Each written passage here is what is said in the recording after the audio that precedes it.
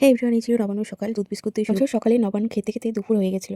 করলাম, তারপরে স্নান টান করে কিছুটা খাবার রেডি করে ছাদে চলে আসলাম। মা এখানে দেখো পুজো করে দিচ্ছে। এই মাখাটা কিন্তু খেতে বেশ ভালো লাগে। তোমাদের কার কার ভালো লাগে অবশ্যই বলো। দেখো সবাই কিন্তু অল্প অল্প, আমি আর মা পুরোটাই শেষ করে দিয়েছি।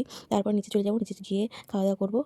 লুচি, তরকারি, মিষ্টি, তারপরে দই চিড়া, এগুলো সকালবেলা আমাদের খেতে হয়। দুপুরে কিন্তু ভাতও খাওয়া হয় না, একবারে রাতে।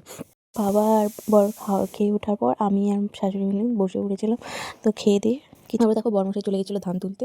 তো ধান এখানে তুলে তারপর রান্নাবাড়ি আমি আর শাশুড়ি মিলে কমপ্লিট করি। বর্মশাই এখানে দোকান বন্ধ করে এসে বড়াগুলো বেঁধে দিচ্ছে। তারপর দেখো এদের দাদু ঠাম্মার জন্য এখানে বাড়া কিন্তু কমপ্লিট হয়ে গেছে। তো আমাদের পুরোনো বাড়ির ওখানে গিয়ে মা আর শ্বশুর মিলে গিয়ে দিয়ে আসবে। তো বেরিয়ে পড়েছে। তারপরে সিম্বাকে আমি বলছিলাম যে নবান্নর খাবার খাবে, তো একটু ওয়েট করতে হবে বাবু। তো দেখো সিম্বারও এখানে ভাত মেখে দিয়েছি, সিম্বাকে বরমশাই এখানে খাইয়ে দিচ্ছে।